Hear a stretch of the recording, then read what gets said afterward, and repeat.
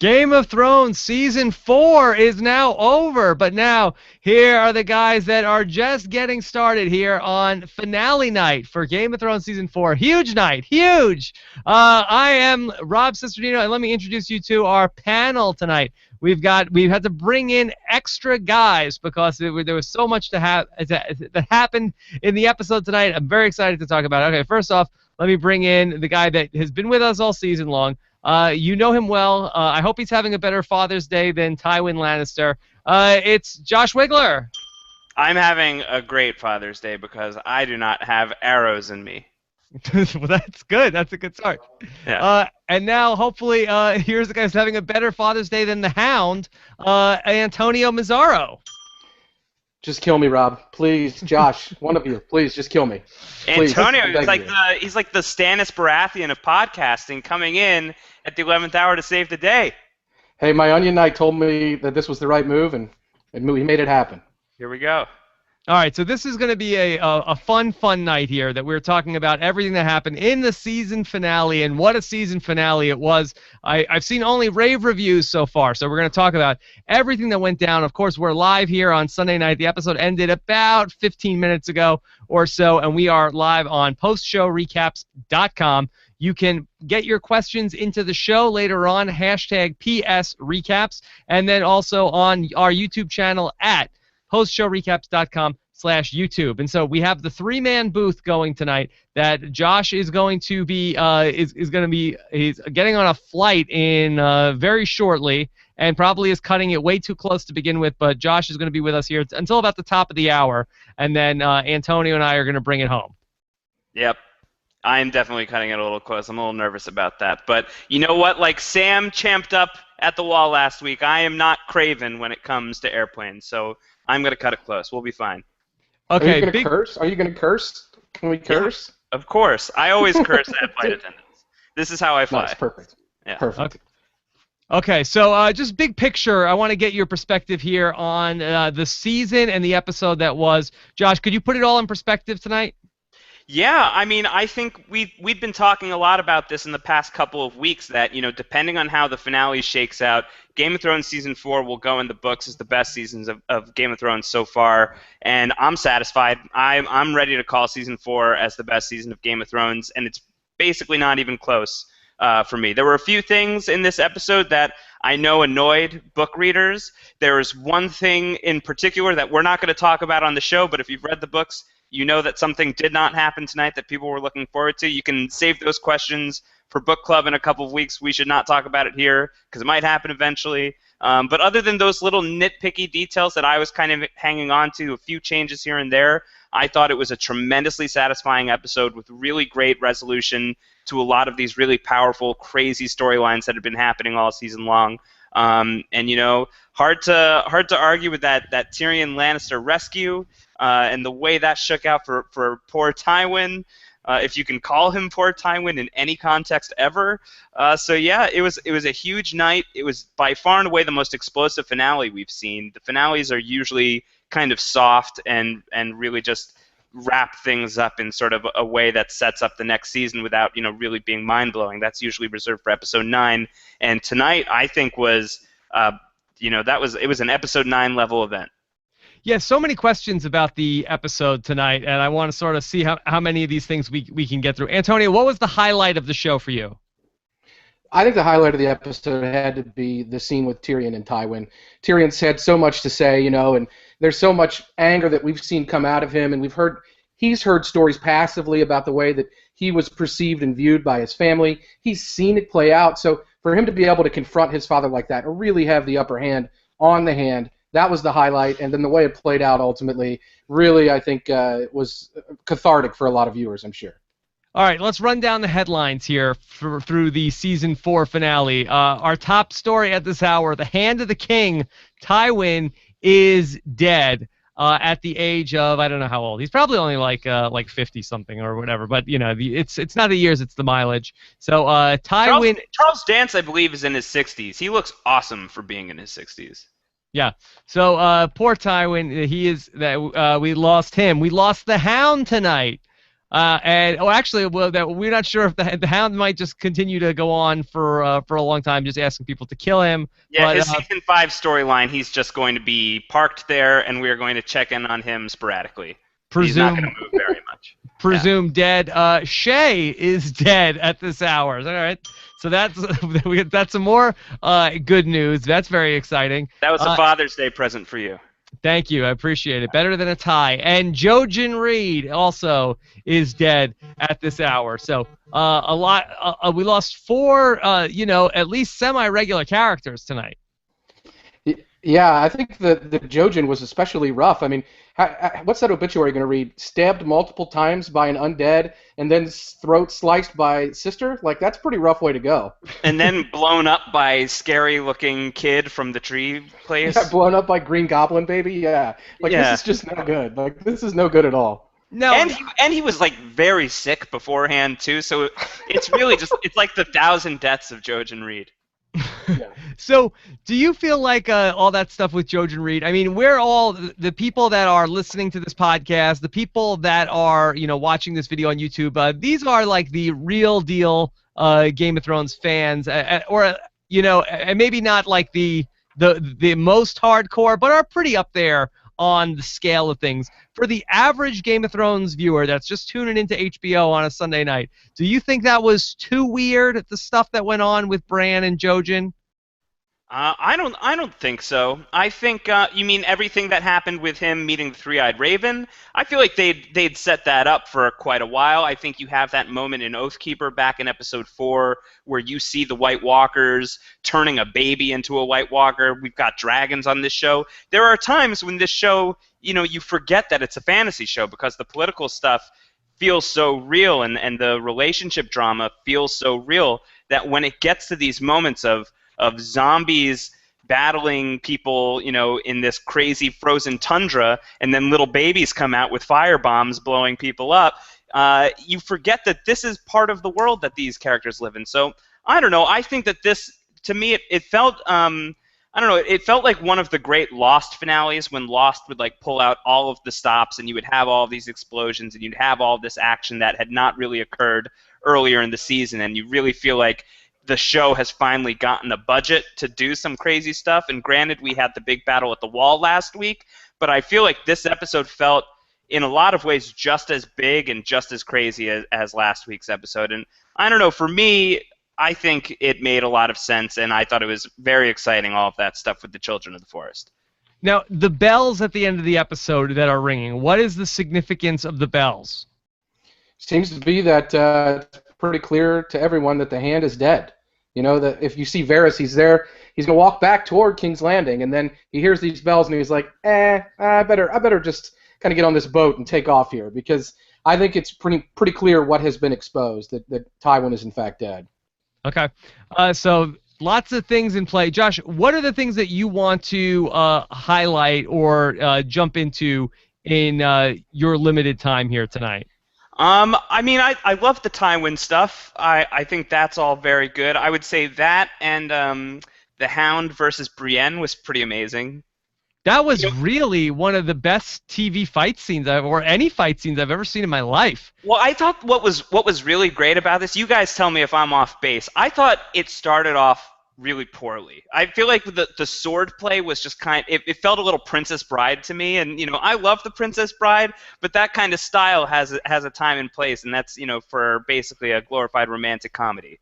And I think the sword play didn't feel totally dangerous, didn't feel totally exciting, and then there's that moment where Brienne says, "I don't want to kill you, sir," and the Hound, "I'm no knight," and the gloves are off, and it becomes like the most brutal fight that we've seen on this show in a very long time. I'm hesitant to say that because we did see the Mountain pop the Red Viper's brains off a few weeks ago. But aside from that, this was pretty gnarly, and it escalated very quickly, as Ron Burgundy would say. It got really, really out of hand. Yeah, it definitely got really, really crazy, and I'm like, I don't know who's going to win this fight. It went back and forth so many times that it was really a very, very crazy fight. And I'm like, oh, I could see the Hounds winning. I could also see Brienne winning. Yeah. And so Are you bummed out that we're not going to get the Arya and Brienne homance? I don't know. I'm pretty happy with where they're taking Arya right now. I think get Arya out of Westeros. That seems like a good idea for so many reasons. Okay. Yeah, I think, yeah, Brienne rightly observed. Where could Arya have gone? Where was she going to possibly take Arya that would make any sense? Yeah, the Hound and Brienne had some great dialogue in that scene as well about where you're going to take her. There is no place that's safe. But Yeah. now I'm sort of I don't know what Brienne is going to do now.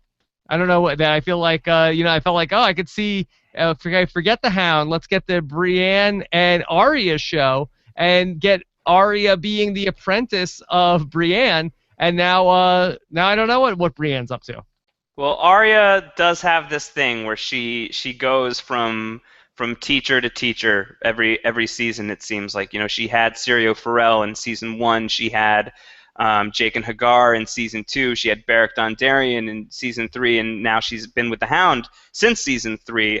And it does kind of feel like maybe the natural progression would have been to kind of bring her back towards the light a little bit by pairing her up with someone honorable like Brienne, but that's not where the show went. The show, cast Arya off on her own. Maybe she's graduated. Maybe she doesn't need a teacher anymore. Maybe she knows a thing or two at this point. But you're right. It does leave a lot of questions about what's up with Brienne, because this was a big part of her mission, and now she's lost Arya, and this is what she wanted. So one half of the equation is out of her hands now, and maybe she's just going to be wandering around for a while with nothing to do.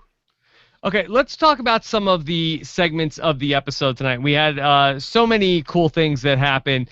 Let's start off with the Jon Snow stuff going beyond the wall. And Josh, I know you were disappointed that we didn't get enough Mance Rayder in this season. Were you happy with what they did with Mance Rayder tonight?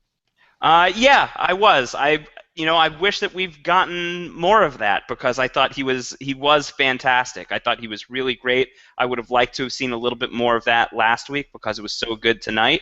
But hard to complain when it was as good as it was. I think that Kieran Hines really brought it as Mance Rayder tonight. It was really refreshing to see him. I loved that scene with Jon and Mance, toasting in the tent, and drinking to all of their fallen comrades. I thought was really kind of a nice laying down the arms moment. And everything about this scene was great. I mean, you can see how it would have made sense to have that at the end of last week's episode. That's what people were saying. It's like, why aren't we getting Stannis rushing, Mance's army at the end of Watchers on the Wall? That would be such a crazy, awesome way to end it.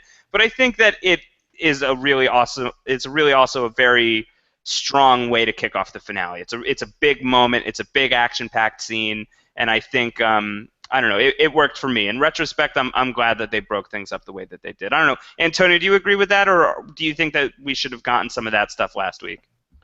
I think it worked out pretty well. I mean, I don't think we cast anything aside tonight that they would have need to put in the episode that they had to leave out because they put these scenes in. So I think it made a lot of sense to at least have some kind of ending to that story in the finale, so that there's a natural progression. I mean, we talked about, you guys talked about all season, they weren't paying enough service to the wall. Maybe the battle means a little more if they're introducing it throughout the season. So I think it makes more sense to really have that arc complete in the finale, so you can pick right back up. Clearly, you've got another major character there now. So I think moving that story to the finale and putting the ending to that season's story there works really well. Yeah, I'm okay with that. Josh, was it a slap in the face this week that Sam was completely left out of the finale? I just wanted to end on a high note. There was nowhere to go but down after last week, so I just kind of had to hide in the meat locker with Gilly. Plus, we had some things to take care of. Did you see this week that Sam and Gilly are a thing in real life? I've seen people talking about this. Is this confirmed? I don't know. Antonio, do you have an ear on the ground about this? Listen, if I could count the number of minutes that I've spent tracking that down, it would be 0 minutes, so no. You're supposed to be on the gossip beat, Antonio. I didn't know. I didn't know that was my assignment. I didn't know I needed to go to the WesteroSMZ.com. Yeah, the hookups. Yeah. Okay. So Wait, Rob, are you pumped up to have Stannis at the Wall? Do you think that this is good for the Stannis storyline and good for the Wall storyline?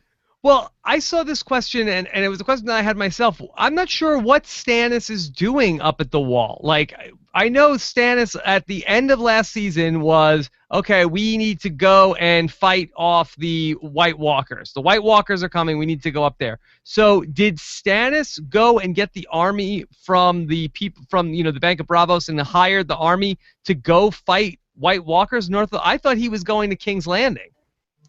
No, he's going north. He came up here. This is what he said he was going to do. The true battle is not it's not in King's Landing. It's north. That's what Melisandre tells him at the end of season 3.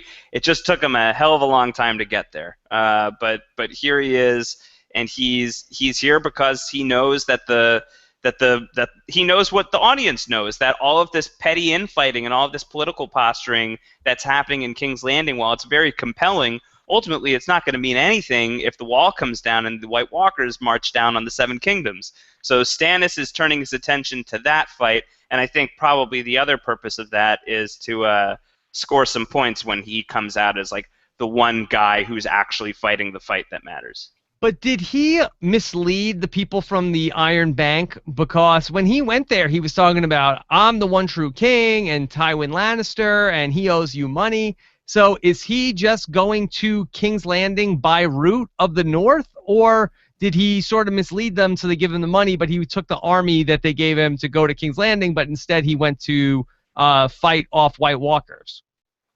Yeah, it's like he intends to be the one true king of Westeros. This is what he wants to do. It's his right. The throne is his by rights. I think that he's going about it the long way. He's not playing the short game anymore. It's not about taking King's Landing and sacking King's Landing. What's more important is protecting the realm, beating back the White Walkers, and once that happens, he is going to be in a position of power with the people. He'll have the forces on his side, and then he can be basically anointed the king of Westeros. Yeah, we've seen that with Dany, right, where they've advised her, look, you could go be queen of King's Landing, but where does that ultimately get you? You have to win the people, and the argument for her is all these old bannermen will rally to her aid, and they'll all bow to her and they'll all support her. Stannis has not always had that popular support, so for him, he's got to make these grand gestures, I think, for the good of the realm, right, to be the kind of popular hero he's never been able to be. Yeah. Are we pumped up to see Jon Snow and Stannis new power couple?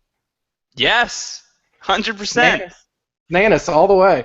I'm all about the Manus, and I Yes. think that guy needed a change of scenery badly. Stannis? Yeah, dude. Stannis needed some new digs. He needed some new characters to interact with. He needed a little bit of a shift in his story, I think. And I think now here's the kick in the butt to get Stannis Baratheon to be a much more interesting character than he's been on the show. I think positioning him with Jon is very interesting because Stannis has a very certain code. He lives by a certain set of rules, and Jon Snow is the same way. And I think it's going to be very interesting to watch these two bounce off of each other and see these kind of ways of living, how they complement each other, how they butt heads. Are these guys going to be fast friends? Are they going to be bickering a little bit? So I think it's going to be good stuff. I think we're going to get a lot of really good stuff out of Stannis and Jon, and I think Antonio, back me up here. I think Melisandre being in the mix is almost even cooler with her and all of her prophecy mumbo jumbo. I think having her this close to the White Walkers should be pretty fun. Yeah, absolutely, and she's the one who saw that it made sense for him to go there. So clearly she has some very interesting thinking, and they did a great job of showing her through the flames tonight, and showing her presence at the wall.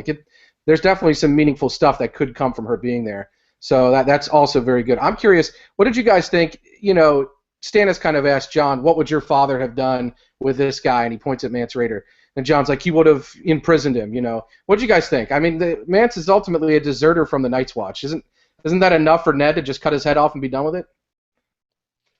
Well, Ned Stark, his whole thing is, the person that gives the sentencing needs to be the one to carry it out. And I feel like Ned is, very black and white. And I feel like it would have been this guy did something wrong. You got to cut his head off. Like Ned Stark did not see a lot of nuance in things. No. Let me just ask a real quick question. Did you guys feel like, was Melisandre giving Jon Snow the look tonight? Yeah. Hey, I heard you lost your girlfriend. Just so you know, I also have red hair. Boom.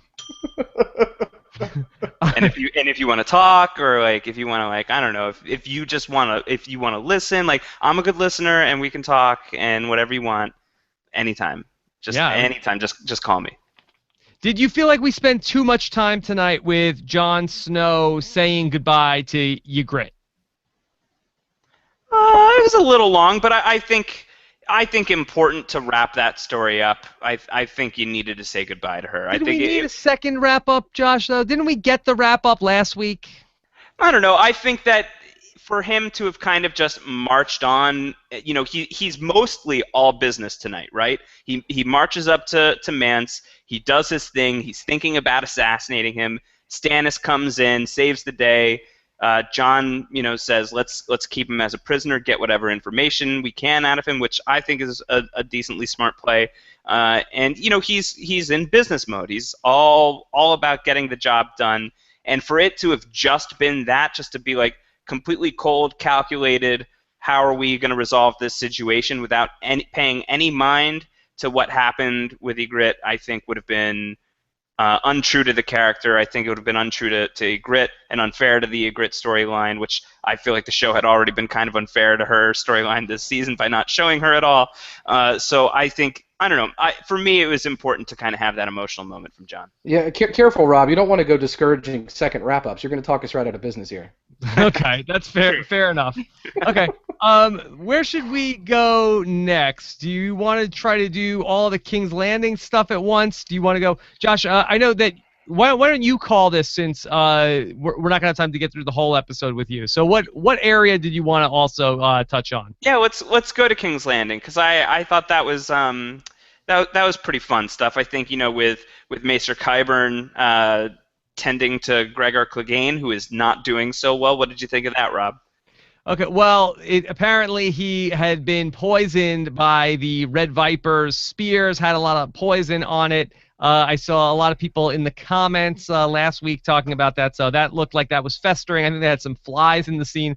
Things were not going well, and looks like the mountain is down for the count, but now this new Maester is coming in, and he has something that might save him, and he says the process might change him. And Cersei asks, will it weaken him? He's like, oh no, it's not going to weaken him. What the hell is it going to do then? I think we should all be very afraid. This Miracle Max business here is no good. Yeah. This is like malevolent Max. Oh no. Yeah, this is crazy. We're going to have like a Frankenstein or cyborg version of the mountain coming? Dude, I feel like what Game of Thrones needs is more robots. So if we get Cyborg Mountain, I'm on board. And maybe we could have a fourth actor playing the mountain. We can get Schwarzenegger on board for season 5. Maybe we get like a CGI mountain. Yeah. Or a CGI Schwarzenegger as the mountain. Okay, so then after that scene, then Cersei goes to talk to Tywin, and she says, I'm not marrying Loras Tyrell. And so why all of a sudden is Cersei out on this, where a couple of weeks ago she said it was fine, but now after the trial of Tyrion, that's it. She's definitely not marrying him. Is it just because she got what she wanted and Tyrion was found guilty? What did you think about that one, Antonio? Did you? Because I was a little unclear on why she was kind of choosing now as her moment to make this last stand. Yeah, I think she's flying pretty high for getting what she wanted out of the whole Tyrion situation. And, Tyrion's not going to be around to marry off to anybody, and the whole situation kind of has shifted in terms of this focus of the Lannister family. And I think, probably she was in shock for a while, too, with Joffrey. And I think the denouement of that, or the ending of it, if you will, with Tyrion, I think maybe has kind of snapped her out of it. And it's, she's not going to. She calls Marjorie. She refers to Marjorie as an awful person. She was making nice with her earlier. So I think maybe she snapped a little bit out of whatever shock she was in, and she's flying pretty high off of her victory in the duel. So I think she's kind of turned heel a little bit. So yeah. Tywin is like, no, it's fine. And she's yelling at him, I don't want to hear any of your smug stories. And she's like, I'll burn the house down. I'll do it. I'll do it. And she's like, oh, Dad, by the way, Jaime and I are lovers. And he's like, that's not true. And she says, no, it's true, Dad. That's true. Dad, it's totally true. This really was the worst Father's Day ever, for Tywin Lannister. But pretty genius scheduling on the part of HBO. Yeah, really good. This episode on Father's Day was pretty good. Do you think that there was any intention on that, or it was just worked out that way? I think it worked out that way, and I don't think it was lost on them when it happened. They're like, oh, this is great. Yeah. This is perfect.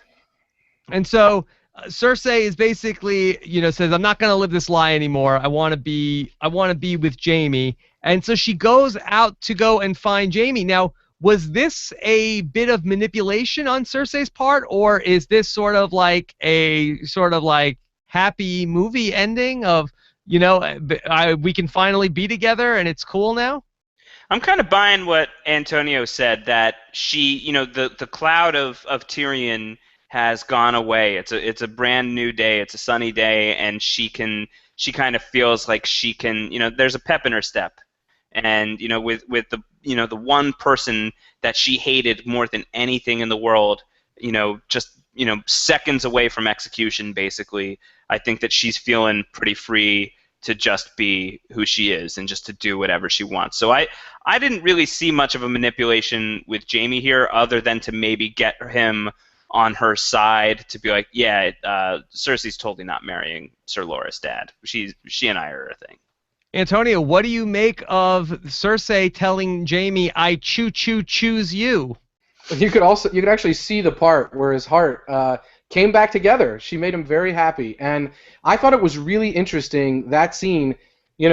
He's basically saying someone will walk in, and she says, I don't care. It's almost a flip, right, of the horrible, much maligned, talked about scene in the Sept earlier in the season, when Jaime is the one saying, Cersei's saying no, and Jaime's saying yes. I don't care if someone walks in. I don't care if it's the wrong place to do it. So it's very much a 180 for that relationship and for those characters, and she's definitely taking control. So I think that's very interesting.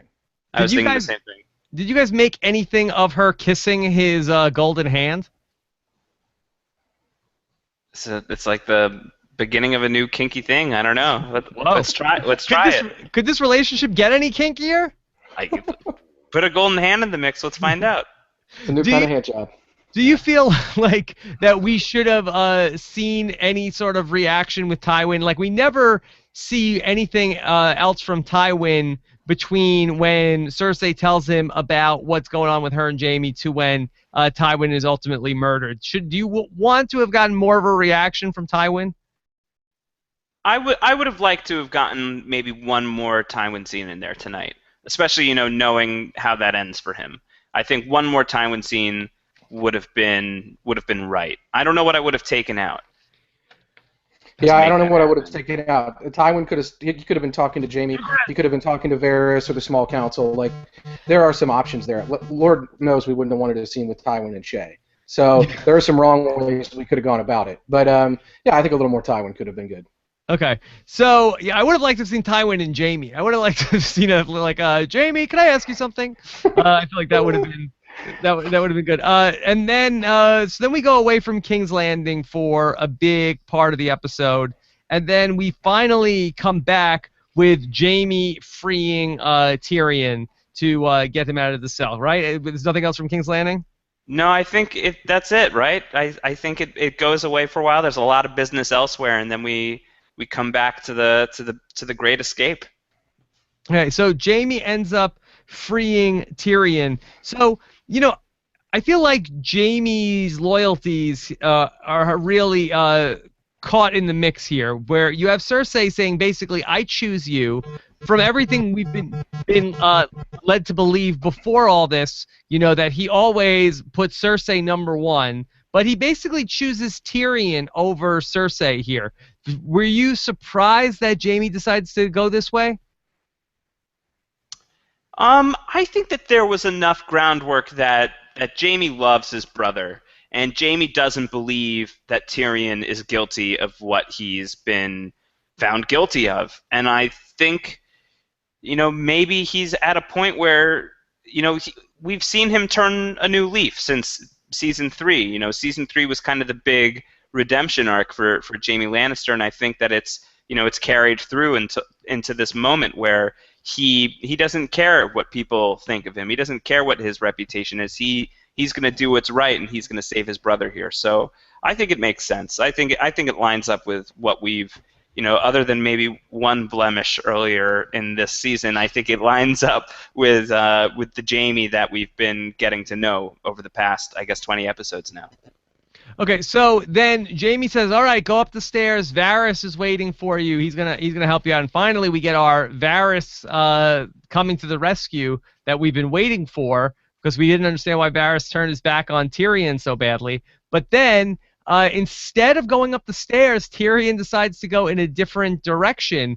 Was that confusing at all? Why he was doing that? It's explained better in the books. I feel like the way that it was playing out on the show was a little bit hard to follow. Antonio, were you feeling what they were doing on the show? Yeah, I mean, I would like to know what Rob thought, because obviously I knew where he was headed. So I'm curious, Rob, were you confused? I was saying, like, it felt like to me, I was like, oh, this feels like when Ramsay Snow tried to break Theon out of the prison. And I wonder if Tyrion thinks it's a trap.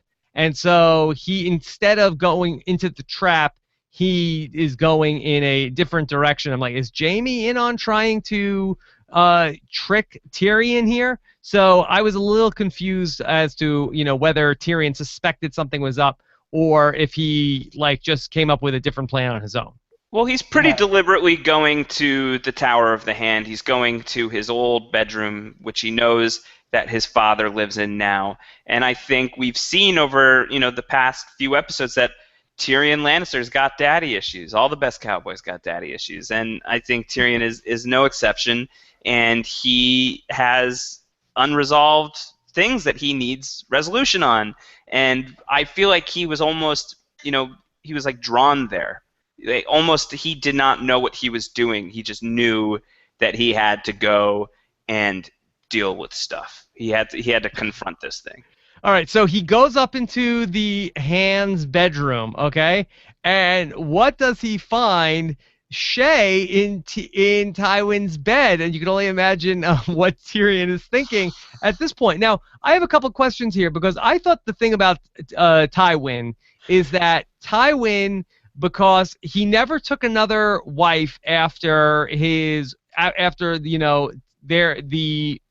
I forget what his wife's name is, but after she died giving birth to Tyrion, I thought that he loved her so much he never took another wife, and that was why he never remarried, and he hates prostitutes. So was this odd that he ends up with Shae?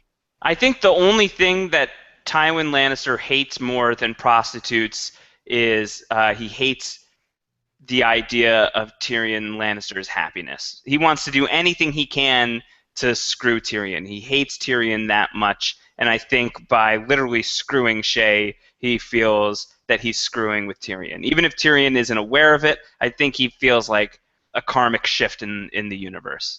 And I think there's a little bit of that going on. Also, he's probably just horny. Probably. Yeah, you just don't know. You never know what goes on behind closed doors, right? I mean, a lot of those people that can't stand a certain type of person, like, a preacher that hates homosexuals, sometimes they get caught with one, and it's like, what happened? I don't understand. You were the guy that was against that more than anyone. So maybe Tywin's been for the whores all along. Who knows? Okay.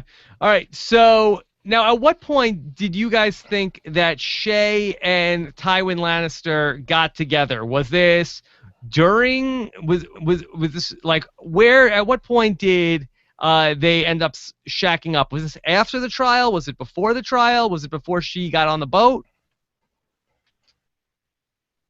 Antonio, do you have any Yeah, sense of I this? think it's a very fair question. The thing that really struck me about that whole deal was that Tyrion set Shae off because he was worried about her safety, and he had to basically call her a whore to get her to leave because she wasn't hearing it until then. So he really upset her by calling her that. She leaves, but he's doing that only to protect her because he truly did love her. Then she comes to his trial and just sells him up one side of the wall and down the other. Well, he's tried to protect her. So I don't know at what point his hatred for her really develops because everything he'd done up to that point had been out of love. But I don't know. She was so wronged by that and so upset by that. She was willing to lie. Clearly she was for sale. So it had to be sometime at least right before the trial because she's against Tyrion from that point. She had been purchased. So when she gets purchased, I think she gets purchased for everything. So at least sometime before the trial. Yet she still wears the necklace that Tyrion gave her, right? Yeah. Yeah. So that's just sad poetry, man. yeah, It's a nice necklace. You're not going to throw it away. does she really? I mean, I guess why wear Tyrion's necklace? Just because it's nice? Yeah, it looks good. Okay. All right. She So likes flashy things. So we have Tyrion murdering Shae. Are we rooting for Tyrion as he's murdering Shae? You're rooting for Tyrion as he's Kind of murdering was. I Shae. kind of was. It's a little bit. A little bit. I don't think Tyrion's rooting for Tyrion murdering Shae. Yeah. He does not feel good about this. Yeah. Yeah, he Well, didn't feel great about it. I'm not a Shae fan. I feel like she's not that great. I don't even know why Tywin is with her. I mean, I guess that he really hates Tyrion. Guess so. I guess so. All right. So now he sees the crossbow. Was this Joffrey's crossbow that's on the wall? Oh, that's an interesting observation. Maybe someone can go and do, the side-by-side screen grab. I think there would be some really great irony to that. I mean, it was a Lannister crossbow. Right. It is weird though that why would Tywin oh my grandson used to be king. He's dead now. I'm gonna hang his stuff on the wall in my room. Yeah. Because it's gold. It's gold, man. That's a valuable crossbow. Okay. So then he goes and finds Tywin in the what do they call that? The privy. The privy. It's privy to the privy. Because you get privacy. And so, except if you're Tywin, you did not get privacy. I feel like Tywin was a real smooth operator here. You know what upsets me? I feel like Tywin is such a defensive guy. He's such a secretive guy. Always very careful. Always very deliberate. You can't lock the bathroom door. Yeah. I was surprised that there was not that much security. Apparently, having Jaime as in charge of the King's Guard, apparently that he's putting only one guy in front of Tommen's room where Marjorie can sneak in. The Hand of the King is also very vulnerable. I mean, did Jaime, direct the forces around so that nobody was guarding anything near Tywin? I guess. Well, it's possible Tywin did because he didn't want anybody to know that he was carrying on with Shae, too. That's a good point. Good point. Okay. Well, that was a fortunate thing for Tyrion. And, boy, much like Hank in the towards the end of the middle season of Breaking Bad, or you know what I mean.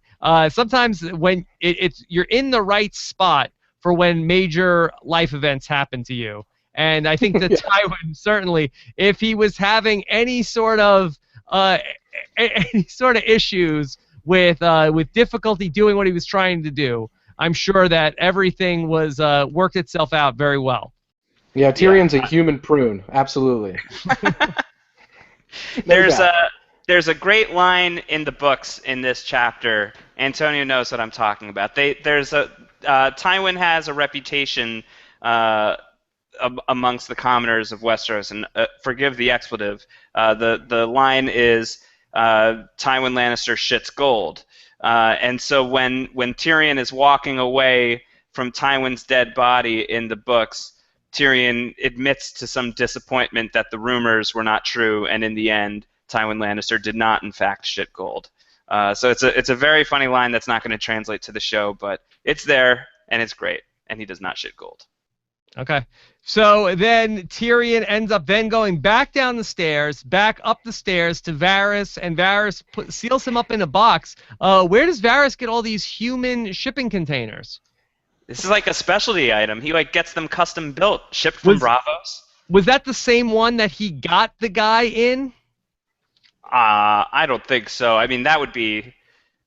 He loves that guy in the box. I don't think he's gonna take him out of the box for Tyrion. Okay. Do we have a sense where Tyrion was going to in the box? I He's on have a boat. sense, but I don't know if I He's should on a say. boat. Okay. Never thought he'd be on a boat. He's somewhere. He's on a boat, and Varys is just like, let me get on the boat too. Yeah. I better get on this boat. And speaking of which, I have to get on a plane, my All friend. right, you get. Josh, thanks for everything. I know you got the book club coming back. Follow at Round Howard to find out exactly when Josh is going to talk book stuff. And yes, book thanks. club will not be this week. It'll be the week after, but we are definitely going to do it because there's so much to talk about. So just hold on to those questions for a while. Send them in. Tweet them my way. We will talk about it all. Yeah. And then also, Josh, thanks for everything this season. Great job, buddy. My pleasure. I'm sure we're going to talk more, and I am now going to be warging into Antonio. So, Antonio, do your best. Do your best Sam impression. I think I might be able to try. That's pretty good. Okay. That's not bad. Okay, All right, guys. I'll talk to y'all later. All right. Safe flight, Josh. Safe Bye. travels, Josh. Bye, everybody. Okay.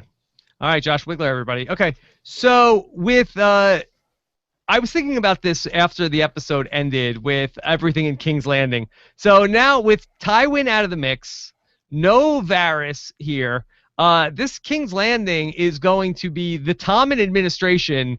Seems like it may not go particularly well with I mean who's the brain trust here? We got Cersei, Jamie. Yeah, we're in trouble. There's a power vacuum for sure. I think it opens the door for Marjorie certainly to really get her claws in. She's not going to have a lot of resistance. I mean, Cersei's there, so who knows what mental state she'll be in. But the door's open, so we'll see what happens. Yeah, so that's going to be very fun as we head towards season 5. All right, let's go back a little bit and let's talk about what's going on with Dany in this episode.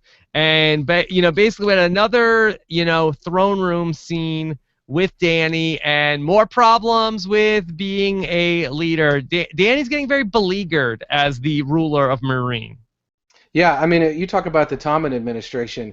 I think we're seeing kind of firsthand what happens when somebody who isn't necessarily prepared to lead gets in a position where they are leading. They have to tell slaves it's okay to go back and be slaves if they want. They have to deal with burned children. They have to deal with all of these crazy problems. So we're definitely seeing, what it would be like if Dany were to take the throne and have the problems that she's having in Westeros. Even on a small scale, we're seeing it in Meereen. So it's no picnic. It's definitely not something anybody would love when they see what it looks like. All right, the first thing that she deals with is the guy who comes in and says, "Hey, but I liked being a slave. Can I go back to being a slave?" Yeah, that poor guy. He's a George Carlin looking guy. That was really rough for that guy. He says he goes to her slave shelters and the young people just beat him and take his money. I mean, it's hard out there for an old slave. It really is not easy. I mean, did this have to go through Dany? Could the guy have gone back to the masters and say, okay, let's just tell everybody you give me $10 an hour, but I'll know and you'll know. I mean, you really are not giving me anything, but we'll just tell people I work for you. Yeah, that happens a lot. So in the world, I think, and I think that guy, he's a slave. Maybe he had never really realized how to bargain himself into a contract like that. But yeah, that should have probably happened on some level, and maybe it was happening. And this guy's going to go out now, and he said there's all these others outside waiting for him. So probably that's going to happen. That's what Barristan says, right? Like, the masters are going to take advantage of this. So that minimum wage is not something Meereen is very familiar with, I don't think. Okay, and then the second guy that comes in is, I don't even know why Dany holds these meetings with people. It's just more bad news after bad news. So here's somebody else. The dragon basically fried his baby. Yeah, the winged shadow. That was rough. I mean, Dany's like, oh, what's he holding? This is nice. Is he going to show me his young child who can grow up free and... Oh, no, it's a burned baby. This is awful. Burned baby. That's bad. This is awful. Okay. Hot water burned baby. And so one of the dragons is missing. Do we know anything about the whereabouts of Drogon?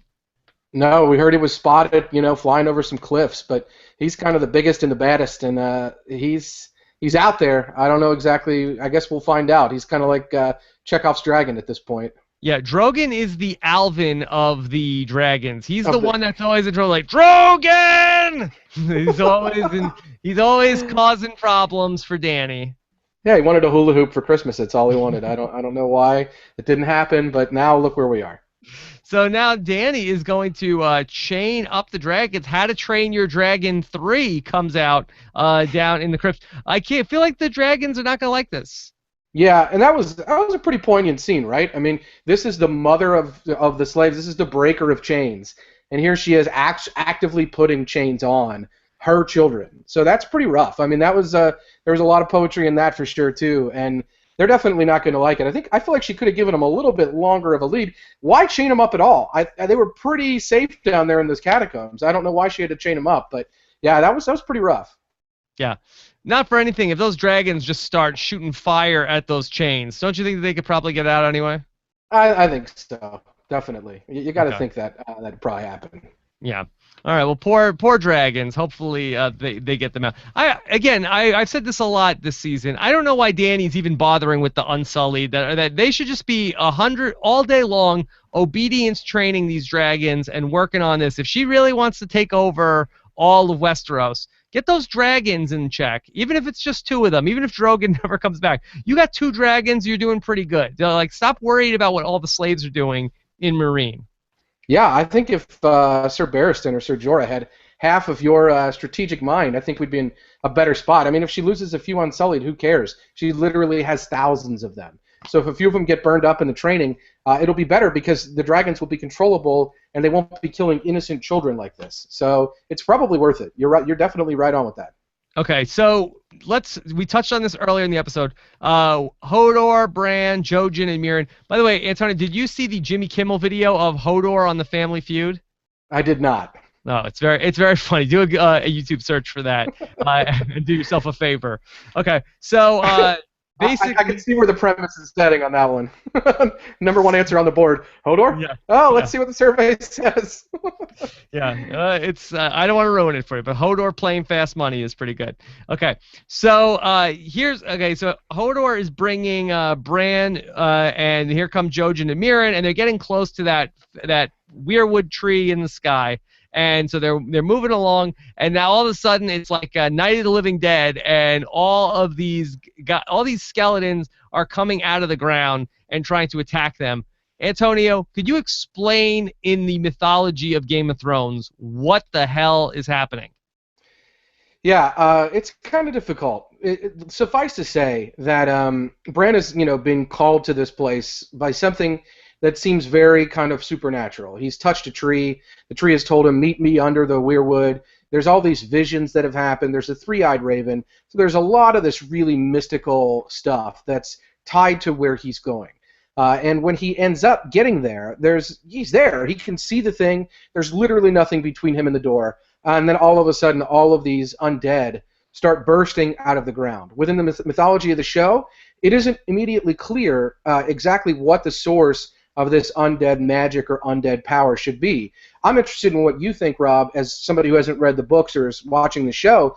I mean, did you consider that a negative portent for where Bran was headed? Like, it's being guarded by all of these evil forces and evil things. I mean, is that the kind of place that you want to go? Does that mean it's a really, really good place? Or does that mean it's a bad place that you don't want to end up? Yeah, I don't know. I don't know what was going on. I mean, it's like I was having a hard time differentiating. Are these guys the same as the White Walkers? But I don't think so because they don't look like the White Walkers. So here's just a army of skeletons that are just coming out of the ground, and I don't really. And apparently they are not on the same page as the children of the forest that are living the tree. So I don't know what's going on there. Yeah, it doesn't seem abundantly clear or immediately clear. And all I know is that they killed Jojen, who had this power to see beyond. And so now you've got Hodor, who can't necessarily even articulate what's happening in the current moment.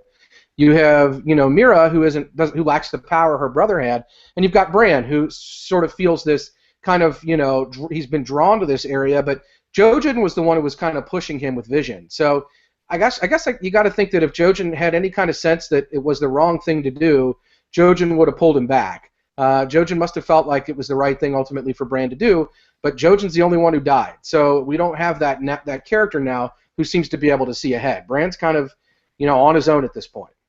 All right, so then we get to see for the first time in the series some Children of the Forest. And Antonio, did you know that Children of the Forest can shoot photon torpedoes?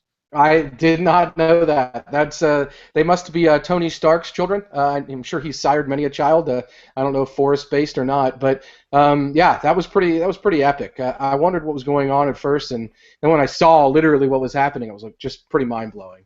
And then did you get a Last Crusade vibe with that cave there? And their evil can't enter there, and then they come in, and it's almost like I knew you'd come. I've been here, like it was a very Last Crusade vibe for me. Yeah, I thought so. Especially once they get to see the old guy is basically like the last night there. So when they go into that place, okay, and we meet the Children of the Forest. Now, can you just give a quick summary for if you're just a TV watcher and you may not know the backstory of the Children of the Forest? Could you give us a 60 seconds on the Children of the Forest? Yeah, I mean, she kind of articulated it a little bit on the show tonight, and there was also some discussion when Mance was mourning his giant friend Mag the Mighty, where he said, his line predates the first men. So the upshot is that this area we know as Westeros and the Seven Kingdoms, the land beyond the wall, and all of it. There were people there before the original kind of settlers came in and settled the land, and their lineage we trace to all the families and houses that we know today. And so the people that were there already, some of them are people like giants that we don't necessarily know about, and there were some people who the first men named the Children of the Forest, who were these kind of woodland-type creatures who were living there in the land when the first men arrived, and still live there. It's one of those things where, within the context of the show, you get the idea that a lot of these things have not been seen in tens of thousands of years. We see it a lot. We saw it last week. Janos Flynn is standing on the edge of the wall. He says giants, mammoths, these is all stuff of legend. These are all thousands of years old. These are stories. These things aren't real. Well, we're seeing now that these things are real. The first episode of the whole series, we see a White Walker. I mean, they hadn't seen one forever. For thousands of years, it had been legend, And so these Children of the Forest are much the same. They're talked about, they're mythological, we don't know that they exist, and here they are. We're seeing them in real life. Okay, so Bran is with the Children of the Forest. He's inside the weirwood tree, and the three-eyed raven is there, but then it's actually a guy. Does this character have a name? Did we get that tonight? We did not get a name from this character tonight. So I'm hesitant to discuss anything that may be theorized or maybe discussed about this character in a future part of the book series that hasn't been covered by the show. But I don't think we heard a name tossed out there tonight, no. Okay. All right, and he says to Bran, "You'll never walk again, but you're going to fly." Ooh. Yeah, that's pretty exciting. Okay, I think I'm okay with that. Okay, that's pretty good. All right, let's get back to Pod and Brienne that we talked about a little bit at the opening as well. And so, old Podrick screwed up again. He let the horses escape. I mean, he tied it to figure eight just like she showed him. I mean, I don't know what he could have done wrong. It's just not like she showed him, or the horses would still be there. Oh, that's a very good point. It's a very good point, Mr. Brienne. That's a very good point. Yeah.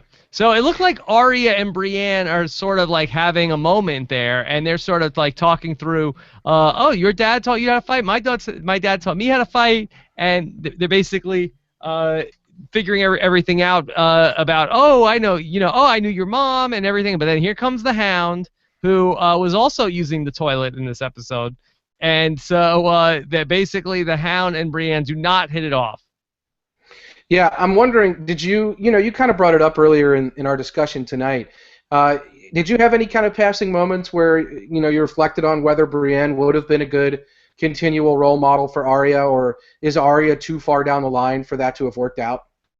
No, I thought like Brienne and Arya would have been a perfect match. That Brienne, that she's got the whole Oathkeeper thing going, that she made the promise to Catelyn that she was going to watch out for the daughters, and then she could learn how to fight from from Brienne, so I felt like that was going to be a really good match. Yeah, it's weird because Brienne is so faithful and so loyal and so upstanding and so honest. And where Arya's story has taken her, she's kind of a rogue. I mean, she's kind of gone a little bit off the rails. She's killing people out of revenge and not necessarily for honor, or she wants to do that. And so it's an interesting place that she finds Brienne in. I think if you put Brienne with Arya before this season starts, I think that Arya's ready. She's lapping it up. But she's seen and done a lot this year, and I think for her to go and just kind of be a lady knight, it's just not really her game at this point. She's really gone kind of the way of the Hound, and she's on her own.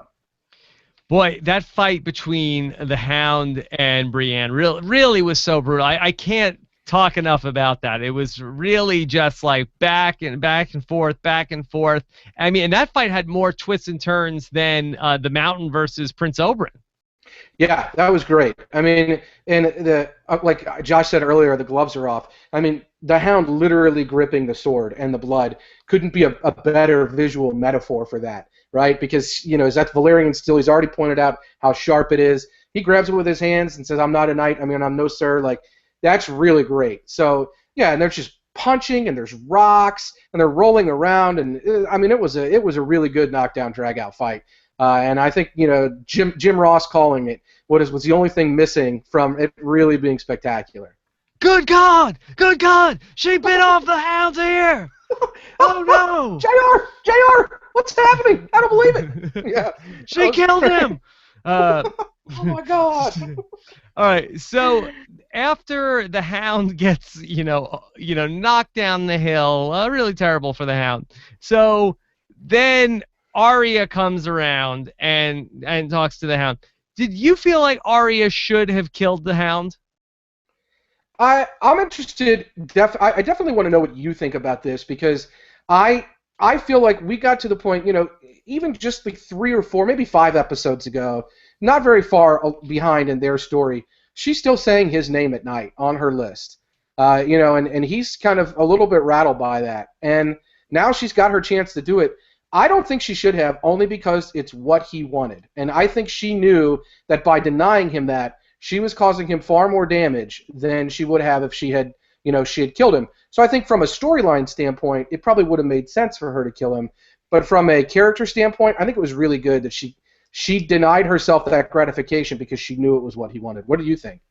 Yeah, I kind of wanted her to do it. I felt like I've come to like the Hound this season. I feel like he didn't. I feel like the Hound did right by Arya all season long, and I felt like for her to deny him that was kind of a slap in the face. For the Hound was not a good guy, but did the Hound keep her safe all season long and defend her from all sorts of trouble that she could have gotten into?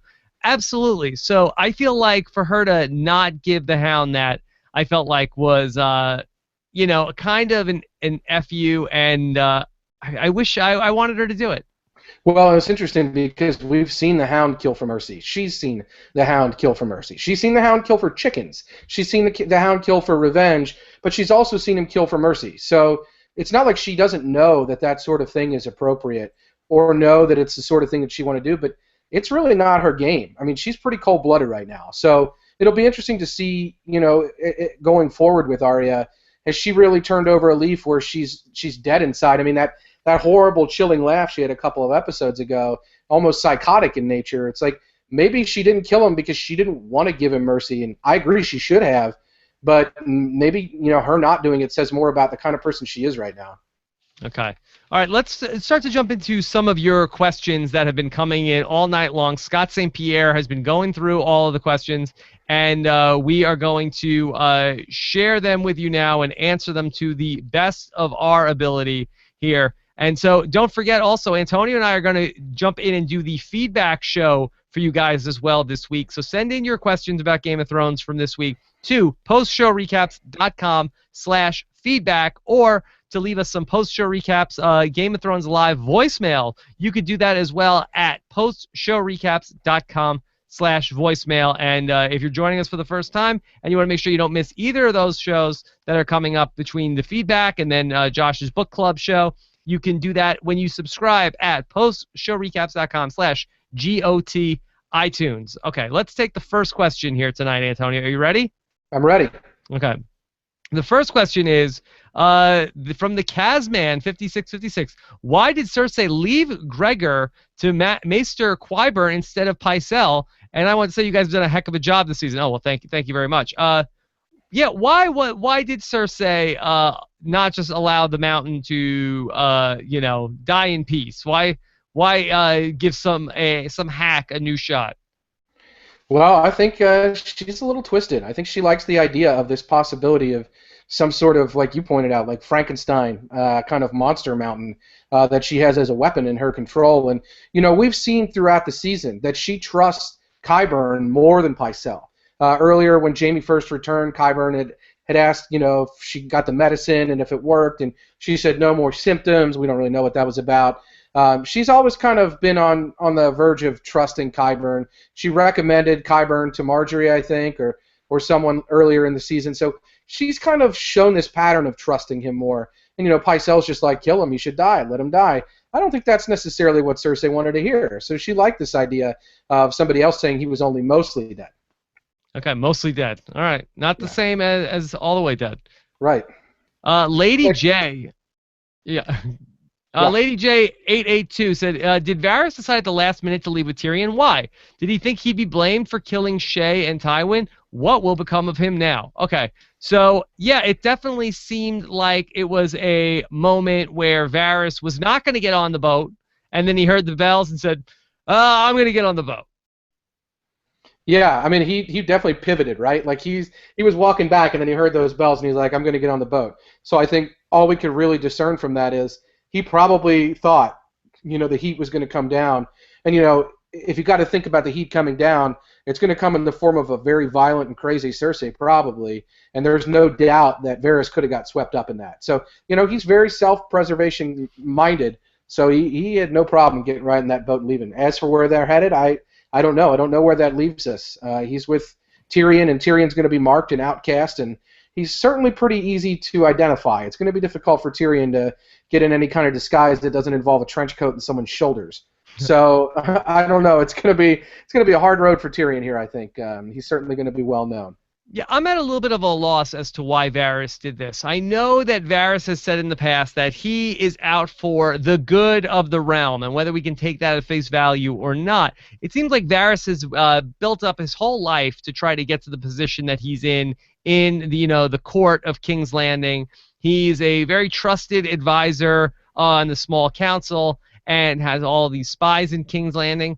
Why would he give up everything for his friendship with Tyrion? Well, I don't think he intended that Tyrion would kill Tywin, first and foremost, and I think that's a big part of it. So I don't think he ultimately thought that Tyrion would die. Second, I think he saw the chessboard this way. Maybe he thought, okay, I'll do this, and Jaime will feel very good toward me. He'll feel like I'm very loyal to him. I'll have a good ally in Jaime because Jaime wants it done. It's a move against Cersei and her power because I've got her brother now, and he'll be in my pocket. And maybe he also thought Tywin, and we noticed this, Tywin said, who let you go? Had to be your brother. So maybe he thought Tywin will turn on Jaime, and Tywin will need allies, and I'll be able to draw closer to him by burning Jaime on this. So maybe it was his way of saying, you know what, chaos is a ladder. I'm going to climb up that ladder, and when Tywin blames Jaime and exiles him for this or counts him out for it, that's just one easier rung for me to get closer to Tywin. But how could Varys trust Jaime and that he wasn't going to say something to Cersei or to Tywin? Well, that's a very good question. I think that's because Jaime stands to lose just as much as Varys in that regard.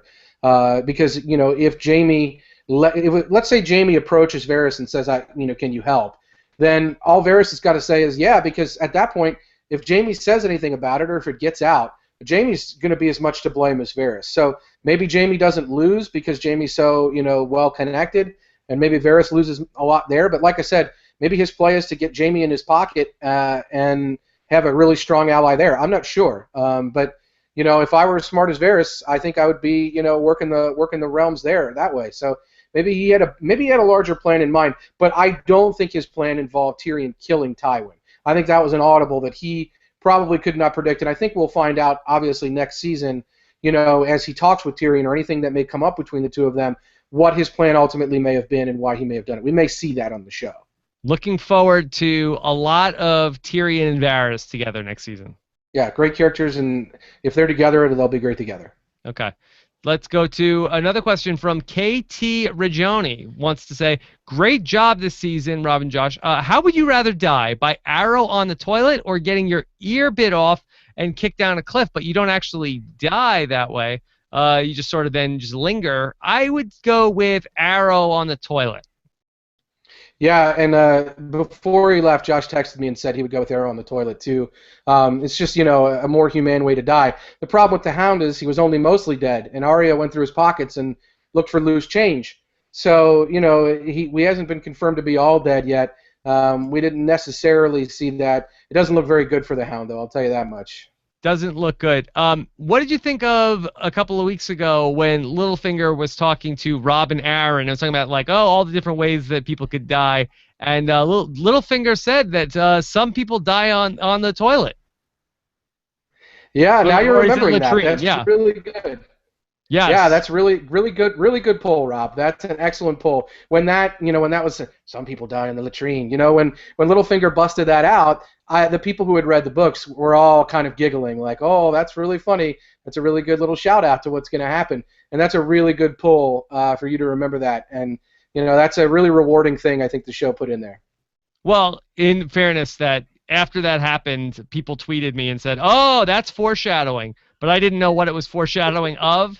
But then now that somebody died on the toilet, now I know. Well, there you go. I hesitate to ask what you thought it might have been foreshadowing, but we'll leave it. Whoa. Okay. Matt Forsyth wants to know, who is getting a good winner's edit besides Daenerys? Well, I'm not sure if Dany's getting the winner's edit right now. She has a lot of problems. I would say the other people getting a good Game of Thrones winner's edit. I feel like Stannis is headed in the right direction on the winner's edit of Game of Thrones. Boy, it was a real good episode for Stannis in that respect, for sure. Really good episode for. Yeah, Littlefinger's getting pretty good edit. He's the editors have made clear his role in a lot of big actions. He's made big moves, and we know big moves are a big part of winning the game. So or allegedly they are. So he's getting a pretty good edit in that regard too, because we know his big moves. So that's another one. Yes, things are swinging up. Okay, Spicy Wasabi wants to know, what was Varys thinking when he didn't return to King's Landing? Well, we kind of covered what he might have been thinking.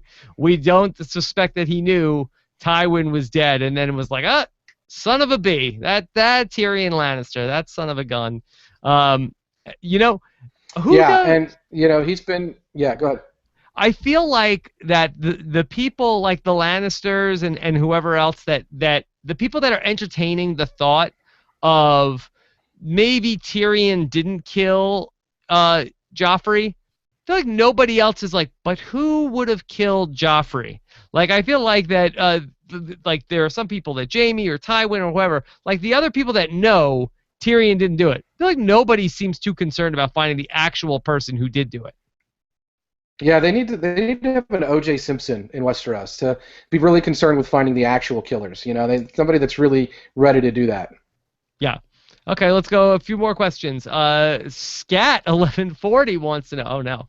Tyrion channeling OJ? There we go. Right into that. Kills a lover +1, has quick getaway lined up, gets away scot-free. All right, so we will wait for the civil trial in a couple of months. 20 years ago this month, it was the O.J. Simpson White Bronco chase. If only O.J. had shipped himself somewhere. Are we going to have Varys on the line saying, "I'm Varys, you know who I am, damn it"? Yeah, he's the Al Cowlings. Yeah, AC, that's right. So I don't know exactly. I mean, who's the Cato Kalin in that scenario? I don't really want to know. But Cato Kalin, he's still famous. I don't know how that happens.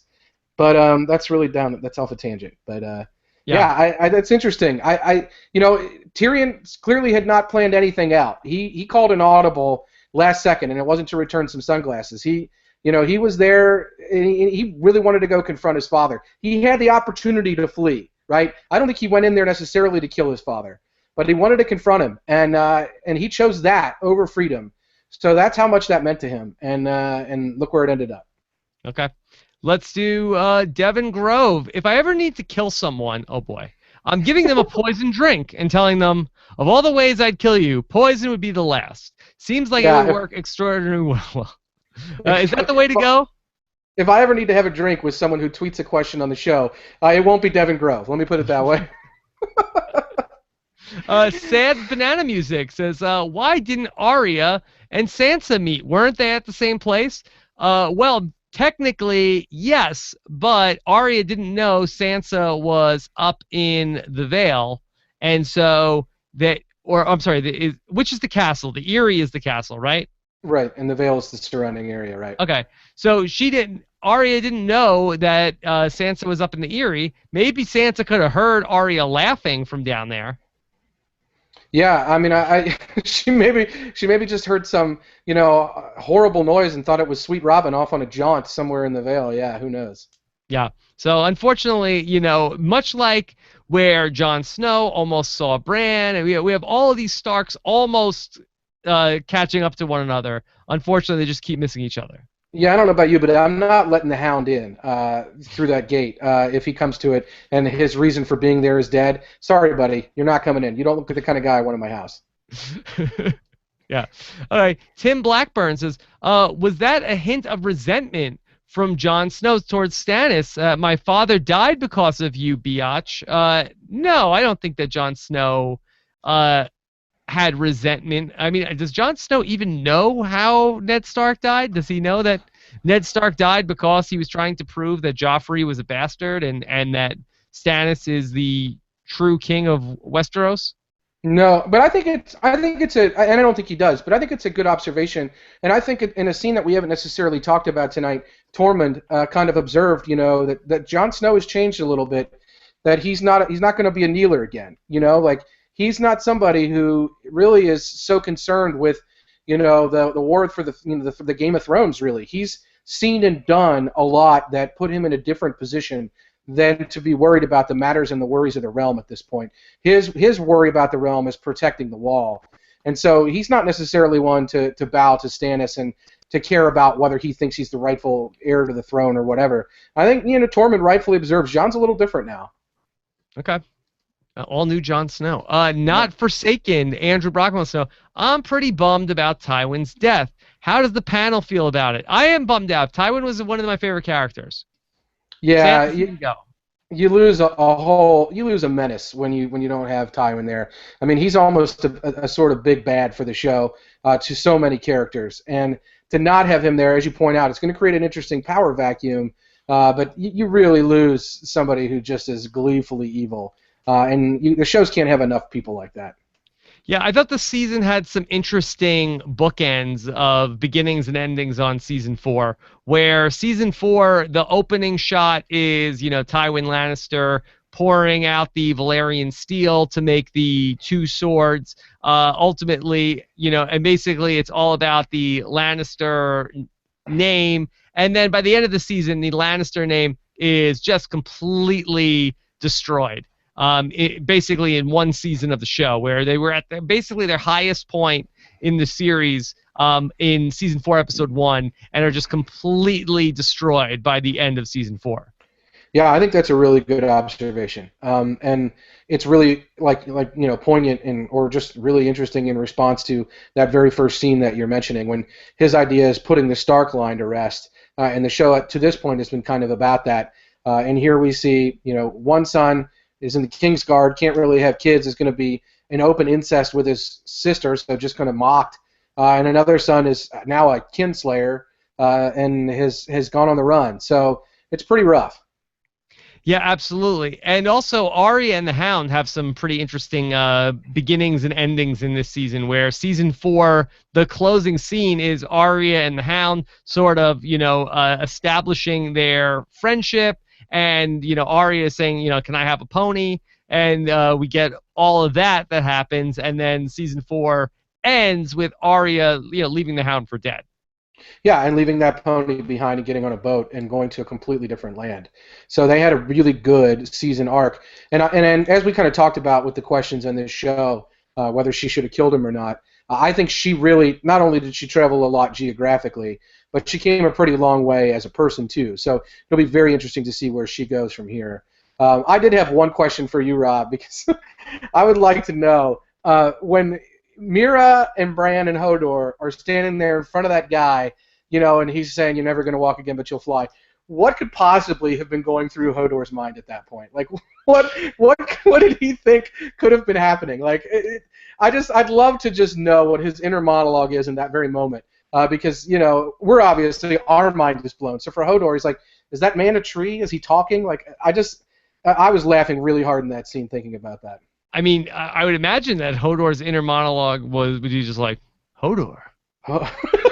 Like, right? I mean, doesn't his inner monologue matches, or do you think that he, like, in his head is like, oh my God, what's happening right now, and it just comes out Hodor?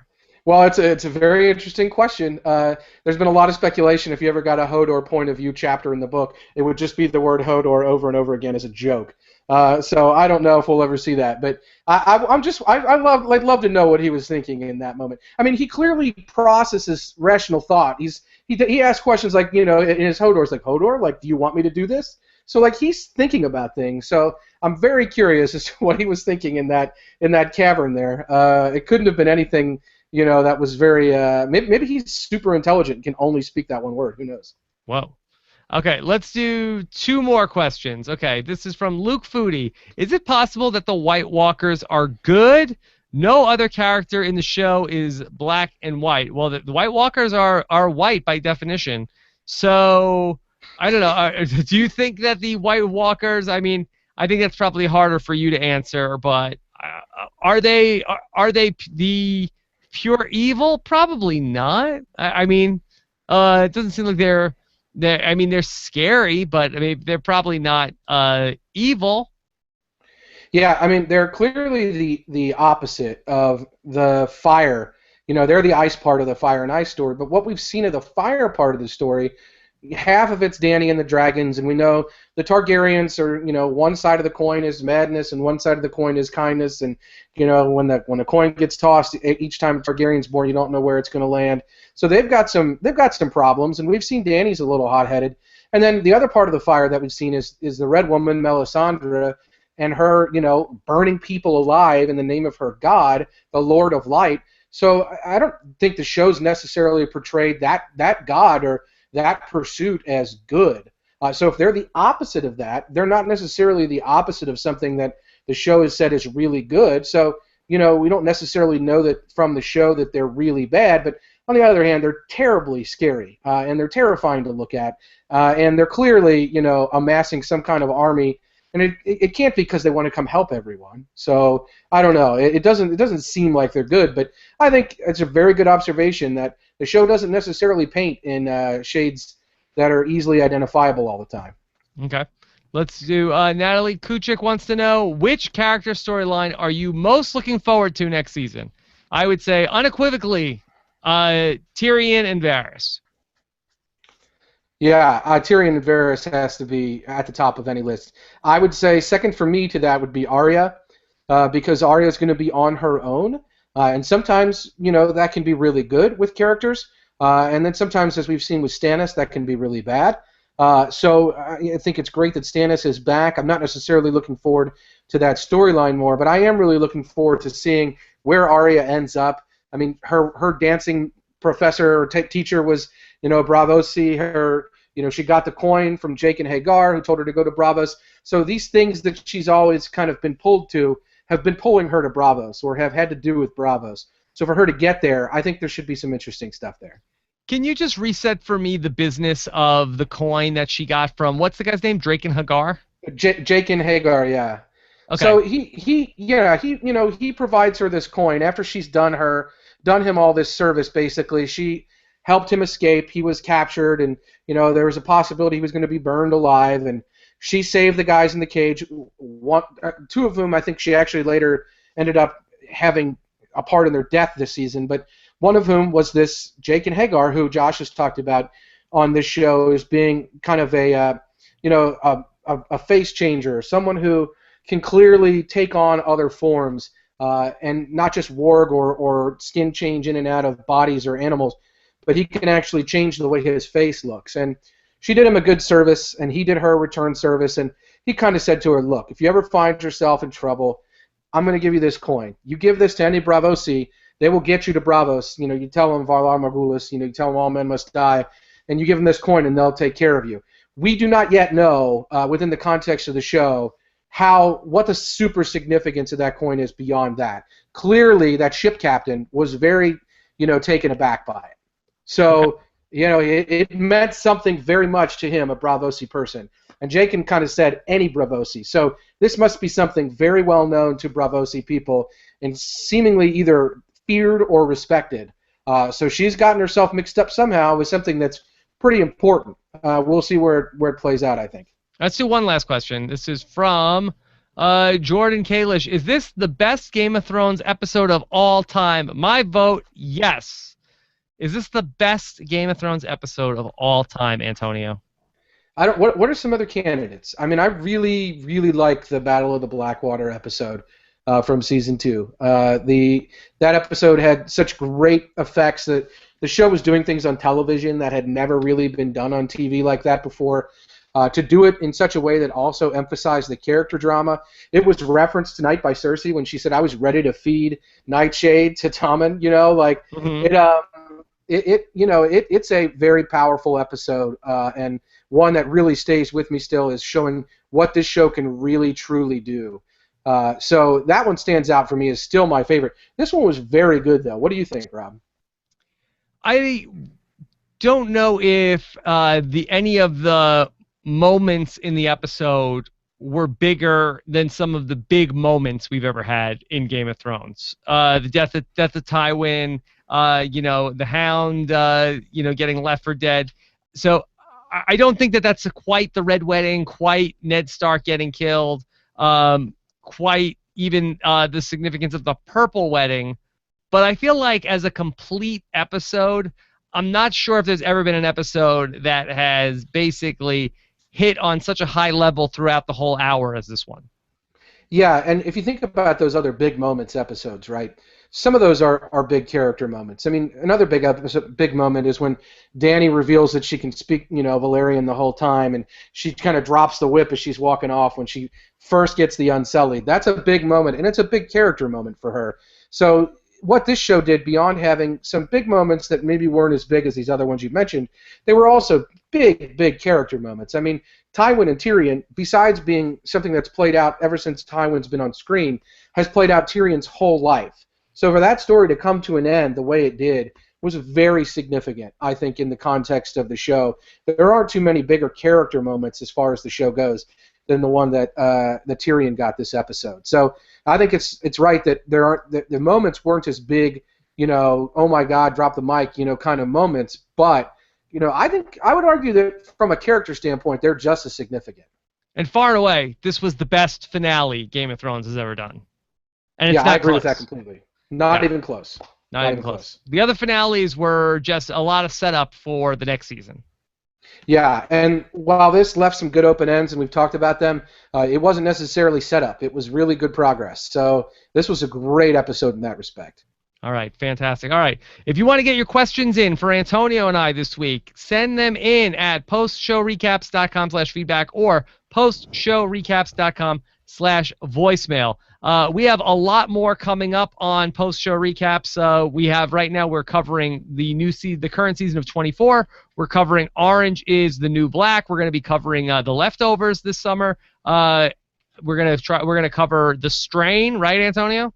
I think that's the current plan. Yep. Yeah. So we got a lot going on post-show recaps. Don't miss any of it. Subscribe to our YouTube channel at postshowrecaps.com/YouTube. And if you enjoyed this show tonight and hopefully all of our coverage from Game of Thrones this season, we appreciate it if you can give us a thumbs up on the YouTube video, like this video, and certainly that helps other people find us on YouTube. All right, Antonio, thank you so much for jumping in here and helping out with our extended coverage of the Game of Thrones Season 4 finale.